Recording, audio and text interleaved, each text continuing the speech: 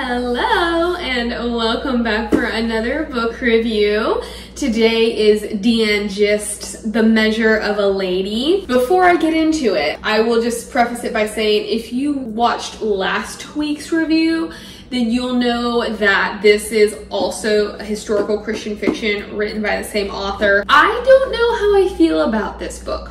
In terms of the Christian aspect, it is a lot more blatant in terms of Christian themes and messages. However, I think in many ways it was also more impactful than A Bride Most Begrudging, because the main character, Rachel, was really struggling internally. We open up with Rachel Van Buren, who is 20 years old, landing in San Francisco with her brother Michael, who's about 13, 14, and her sister Lissa, who's 15, almost 16.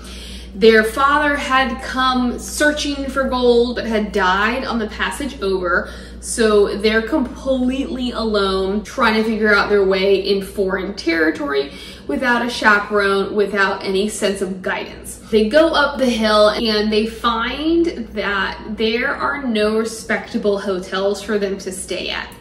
Rachel decides that she is going to go into this particular establishment called the City Hotel, which is where we meet Johnny Parker, the owner and proprietor of said business. And she approaches him because she watches a young man, something more like a boy, lose all the gold that he has managed to scrape together. And she cannot believe that Johnny would allow this child to gamble in his establishment. So she demands that he get the money back. Parker's like, absolutely not. Then we realize there are not women in San Francisco, at least not sunbonnet women, which means pure, morally upright. Johnny ends up allowing them to stay in his shack behind City Hotel because it's basically the best place in town for them to stay. Otherwise, it's being in some kind of a tent or some kind of establishment, if you know what I mean. They're there, and the next day Rachel decides she's gonna go to the city and she is going to find a place for them to stay. Turns out there are none, but she does gather quite a following of men who continue to ask for her hand in marriage.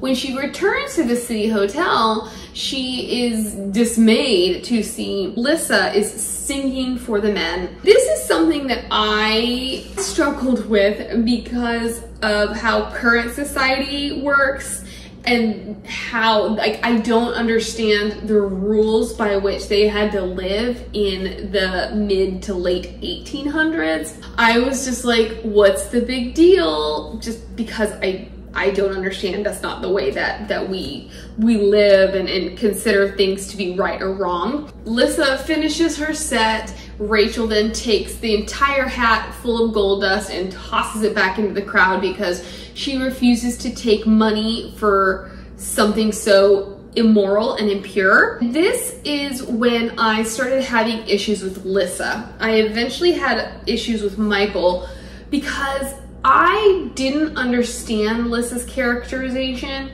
I understood why she went down the path she ended up going down, but considering how upright and self-righteous Rachel was, I couldn't figure out why Lissa was so ready to throw away everything that she'd learned in terms of her upbringing and the way that women are supposed to conduct themselves.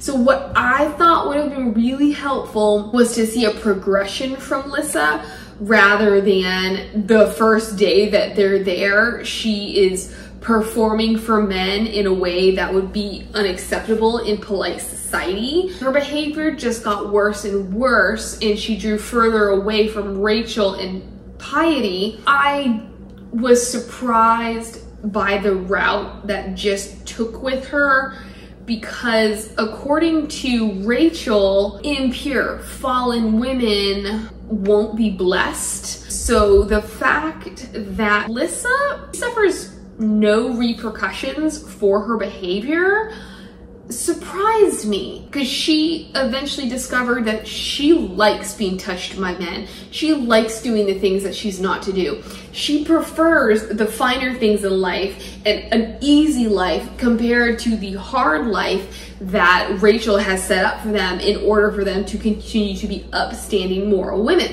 Lissa gets everything she wants, and there seems to be nothing that says, maybe I made the wrong decision. Even at the end, because she gets involved with a man she should not get involved with. Even at the end, there's a slight hint that maybe all's not well in the state of Denmark. But Rachel states that Lissa will never leave this man. I wanted to know what that was all about. I was ready for some kind of repentance from Lissa. She had no character arc. While Rachel is facing all of these trials and tribulations and growth, Lissa doesn't.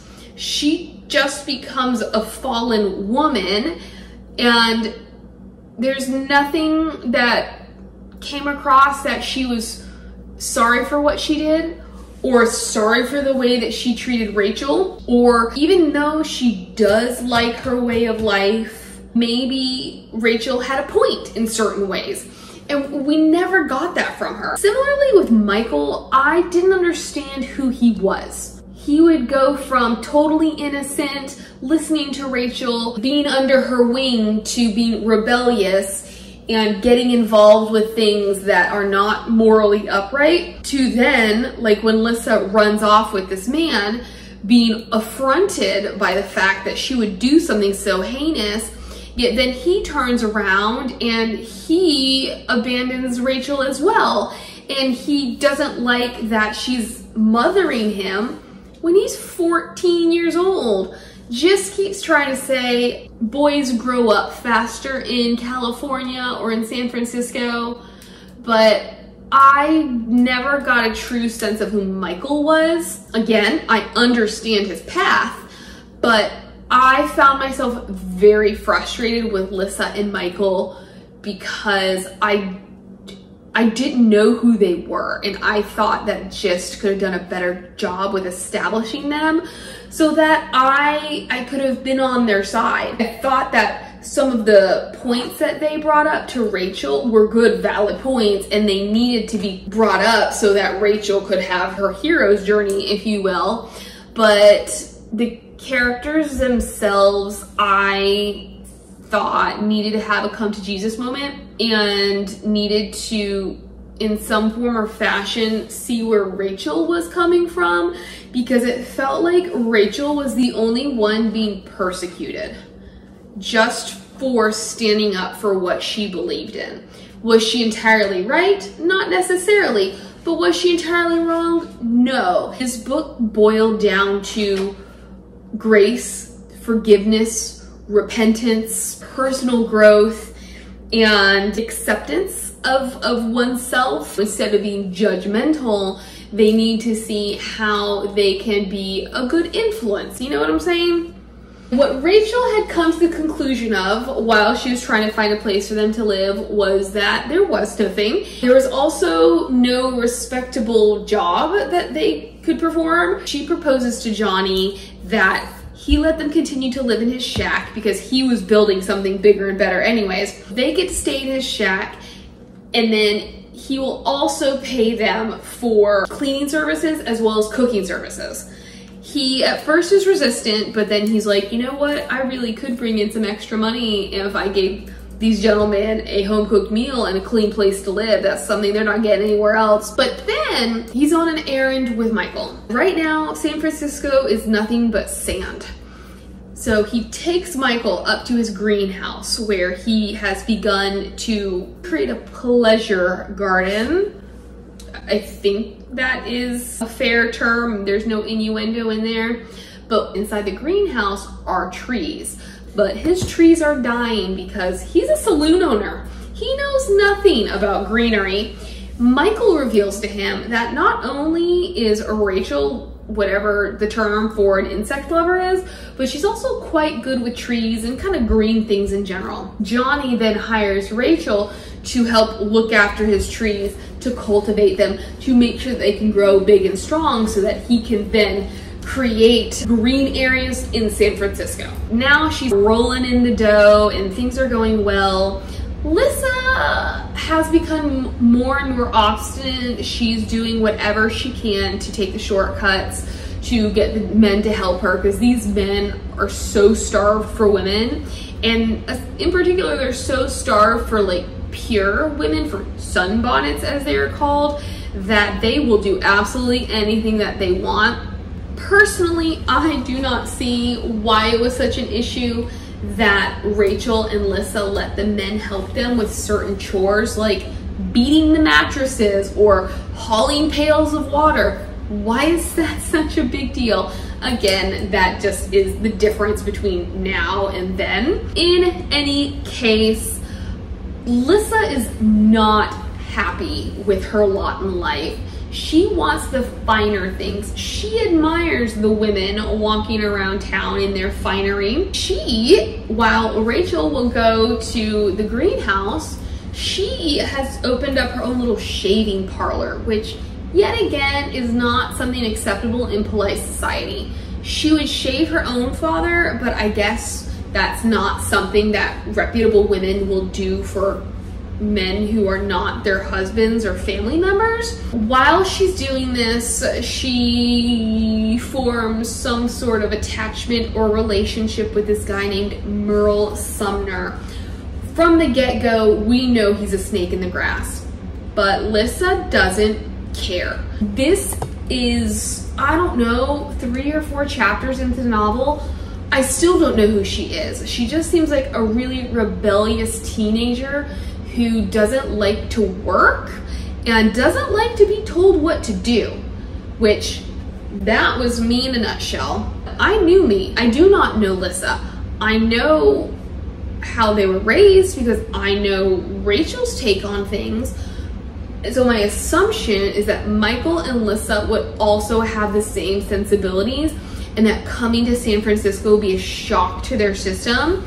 And for me, this is where I'm like, why can't they be chipped away little by little? Because this is kind of what's happening to Rachel, because she and Johnny have an attraction towards each other, but she refuses to let anything happen with a man who runs a saloon and profits off of gambling and alcohol, things that she finds anti-biblical. Rachel is being tested as to what are her compromises going to be. She has her flesh feelings, but then she also knows what the Bible has instructed her to do and not to do. Lissa completely denies the fact that she is running a shaving parlor. And then one day, Rachel comes home early from the greenhouse and she walks in on this shaving parlor. She and Rachel get into it, and while there's tension between them, they're still sticking it out together. But then one day, I don't remember what day it is, it doesn't matter. So actually it's one night. One night, Rachel wakes up and both of her siblings are gone. This is something I did remember. I remembered it incorrectly, but I did remember how Lissa just disappeared one night. My understanding was that this is the night that she ran off, but it was actually, there's a new saloon in town and they are throwing a masquerade ball. Lissa has obviously gone off to this masquerade ball. Rachel sneaks inside, and not only does she see Lissa dressed like one of the fallen women, but this new woman is also being introduced. And it turns out this new woman is her brother, Michael. And again, I'm just wondering why. I get it, he's a young boy. Because I don't know him, and he seems relatively subservient in many ways, and he is trying to take on this role as man of the house. I'm trying to figure out how he got roped into this. He, at least, is repentant, but Lissa absolutely refuses to listen to Rachel.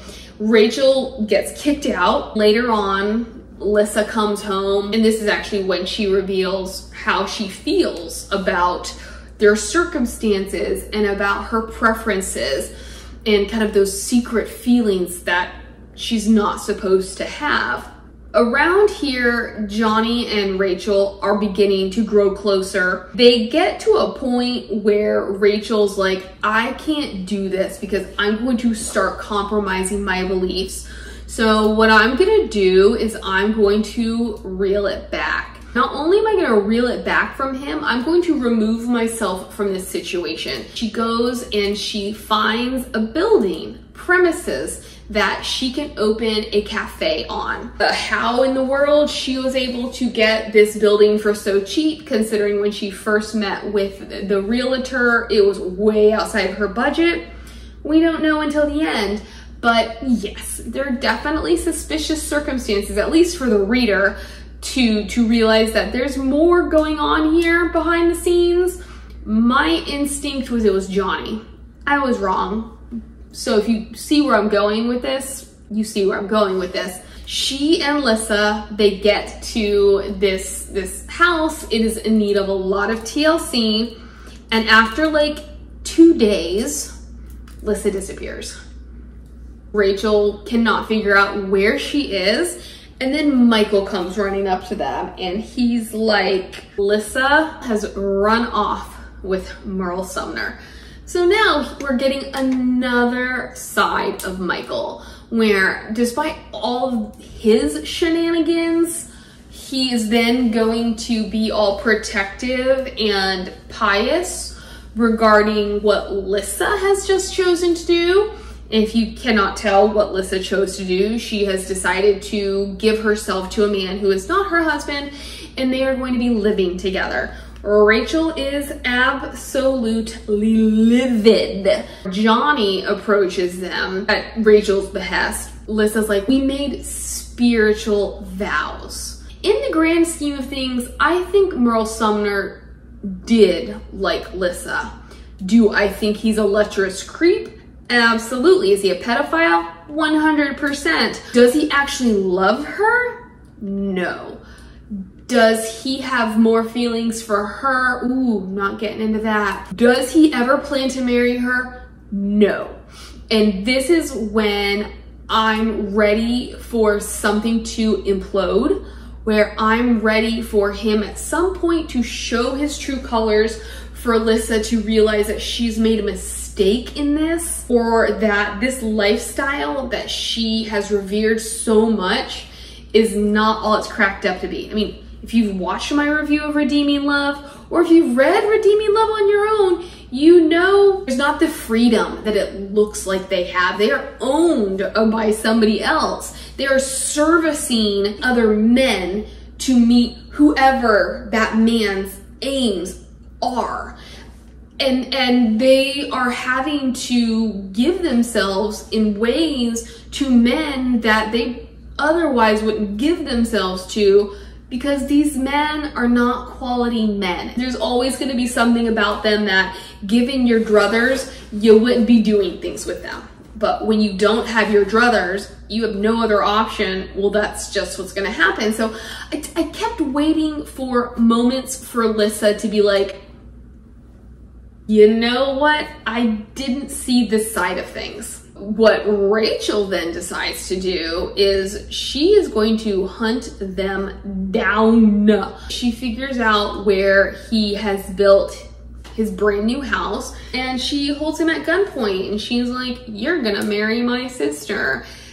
Apparently her gun's not even loaded, and she and Johnny have this argument as to what is better, an unloaded gun in gun country, in the wilderness, or a loaded gun when you don't know how to wield it.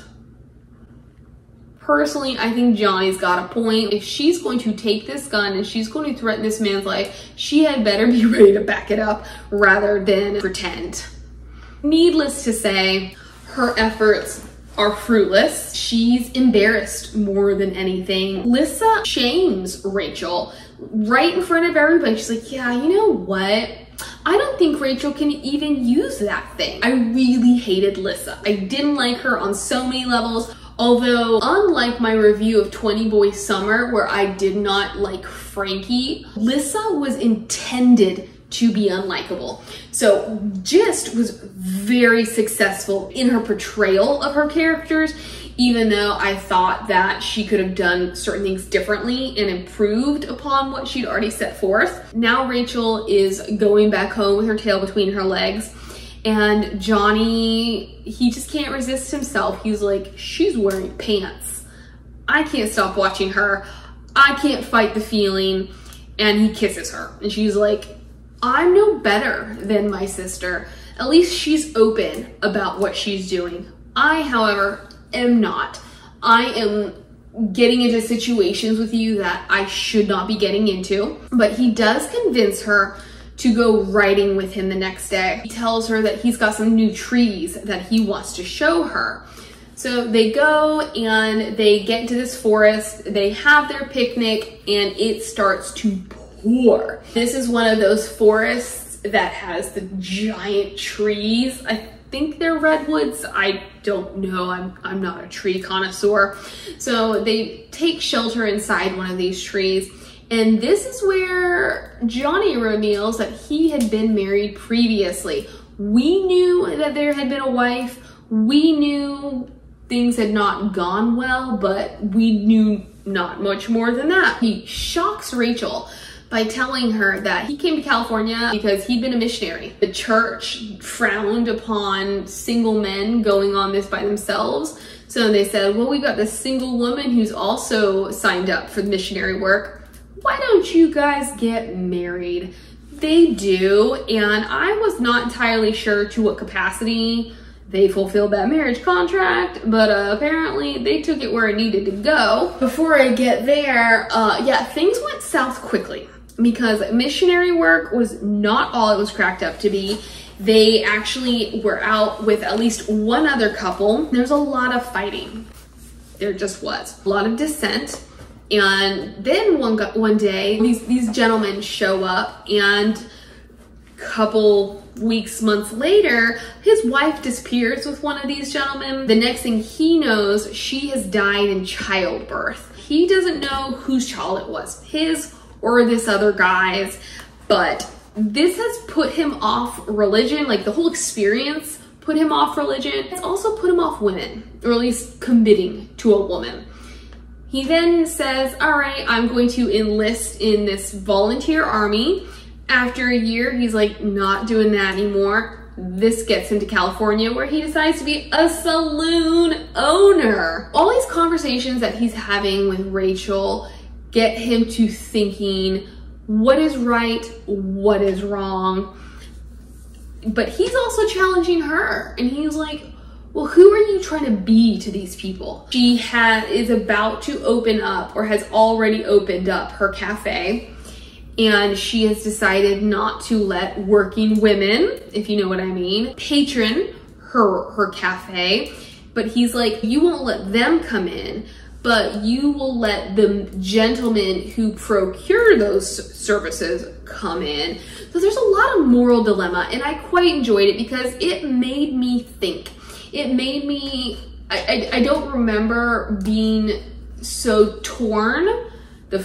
Well, I don't know, I think I've read it maybe 2 or 3 times. So the previous times that I've read this book, but this time it really got me thinking, like, who's right, who's wrong? Where's that middle ground? Without Lissa, she ends up hiring this set of cousins, Selma and Frank. I really thought we needed work with those two because there were some innuendos, or at least one innuendo made that it's like, are they actually cousins or are they hiding something? Spoiler, what they're hiding is that Selma had actually been a working woman herself. I thought the explanation was a little wishy-washy, but whatever. So now this is another moral dilemma for Rachel. But before we get into Rachel's moral dilemma, Johnny proposes to her. She meets a naturalist named Henry, I was gonna call him Henry Cavill. Ooh, He's an attractive man. But this is not Henry Cavill. This is Henry Crocker. He's a naturalist, so naturally they get along well. He's also a much more upright gentleman. He starts to court her, and they go on their first date, and Johnny decides to be a chaperone because Michael has the day off. I don't really know what the insinuation is there. I don't know if Michael really had the day off or if he was just shirking his responsibilities. In any case, he doesn't want to chaperone this date. Johnny goes on this date and he realizes that he's in love with Rachel. Not soon after, he proposes and she's like, no, I will not marry you. There's still a lot we do not align on. His pursuit of her does end up with her rejecting Crocker. He's technically a better match for her, but that is not where her heart lies. However, she refuses to marry Johnny, even though they're spending all this time together. She's putting up those walls, putting up those barriers, sticking to her moral high ground. Then one day, a sunbonnet shows up. She reveals that she is, spoiler alert, something we all knew was coming, she's Merle Sumner's wife. She had been scheduled to arrive a couple days earlier, but there was a delay, so she has no idea how to get in touch with her husband. What do you think happens? Well, obviously, she moves in with her husband, which means Lissa is now on the street. She takes up residence at Parker House, which is a new saloon that Johnny has built. First, she tries to kill herself. Michael, who has also moved out because he's tired of being under Rachel's thumb, I don't understand this. He has also begun renting a table from Johnny so that he can run a gambling table, which obviously Rachel's opposed to. Michael, he just wants to do what he wants to do, and he's pretty good at this. He brings Lissa to Rachel. They bring a doctor in. The doctor feeds her some charcoal because she'd swallowed some stuff. When Lissa comes to, she's pissed at Rachel because Rachel had sent Merle Sumner away. This is like, I'm not going to be here. If they're not welcome here, I'm not welcome here because I am also a fallen woman. Now she goes hog wild, pig crazy. Apparently, Sumner does build her a massive manor house, I don't know, somewhere on the outskirts of town where she truly becomes a kept woman. The word is, even though he's married to his wife, he doesn't love his wife. He does love Lissa, but he's not leaving his wife for Lissa. And then it's Christmas time. She barges into Rachel's cafe. Rachel had recently thrown out some of the working women, refused to serve them.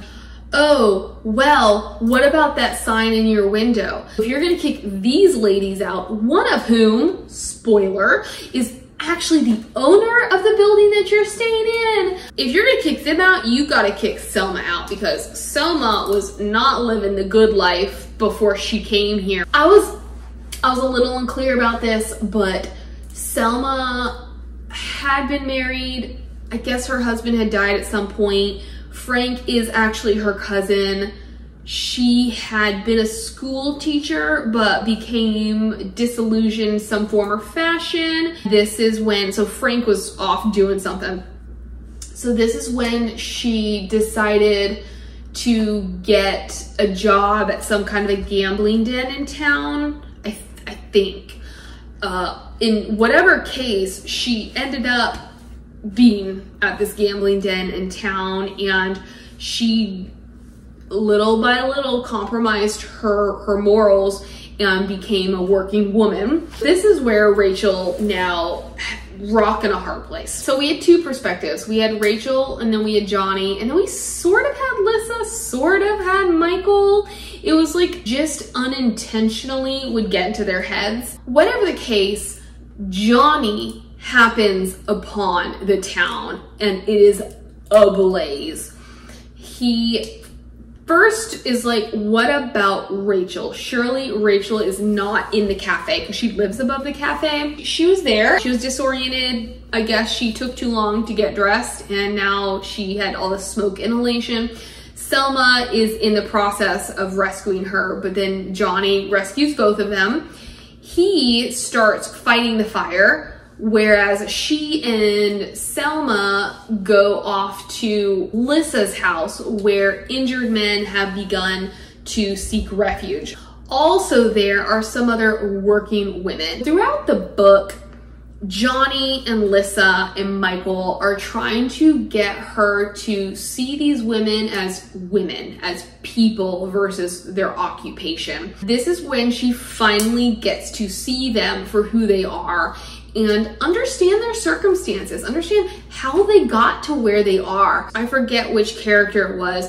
Rachel had a conversation with this character, and this character was like, what would they do if they tried to leave this profession? So it was essentially the idea of, would you serve them if they weren't still working women?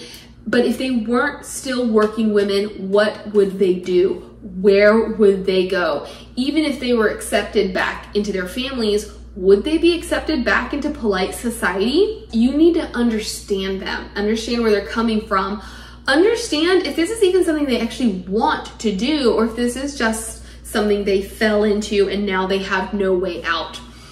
As I said twice before, this is where she gets to know them.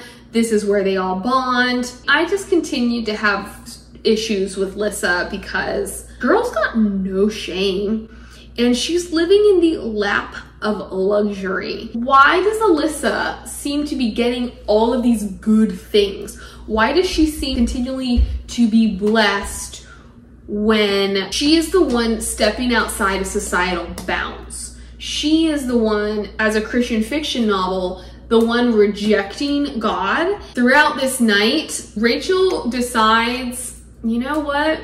I want to marry Johnny. So as soon as he shows up, she's like, I'm saying yes. He's already proposed like 3 times by this point, so, you know, he's happy about it.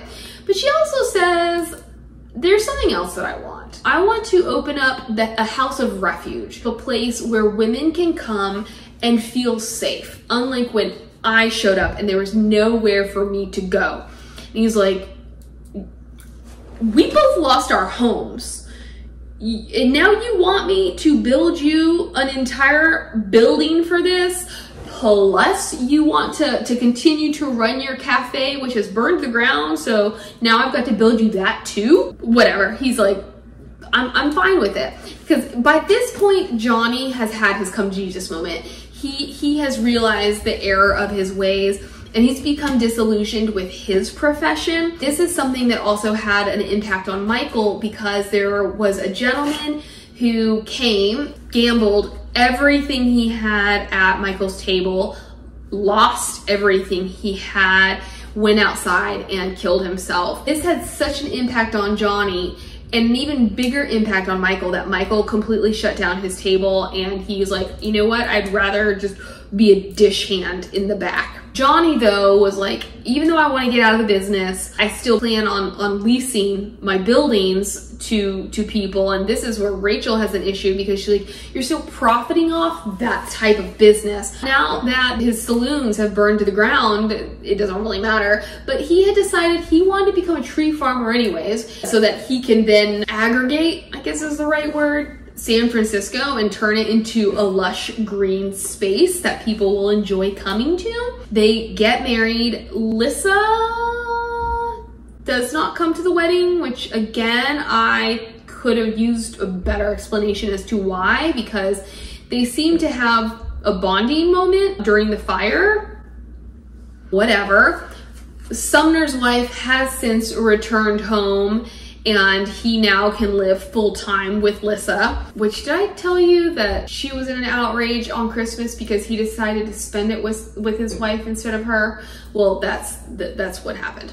That's why she was outraged when she came to Rachel's cafe and said all the things that she needed to say. They get married, and it's a year later. They've built their house of refuge. Some women have left the biz in order to partake in the house of refuge. Lissa, however, has not left her way of life. So she shows up and we're given something of a physical description as to the bags under her eyes. We're also told that she would love to participate or to come and permanently stay at the house of refuge, but she will never leave Merle. I'm not quite sure what's going on here. I don't know if he has begun to show his true colors, if he has become unfaithful to her, if she has finally become disillusioned with that way of life, or at least with him,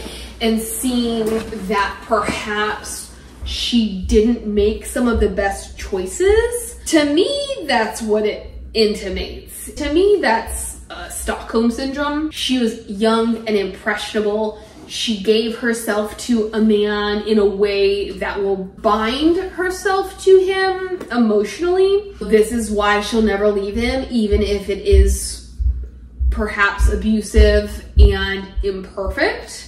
We also get a little something with Michael because he has brought a new sunbonnet to them. There's an obvious attraction there. Are we leading into Michael having some kind of permanence and happily ever after? And that's where it ends. It's a bittersweet note.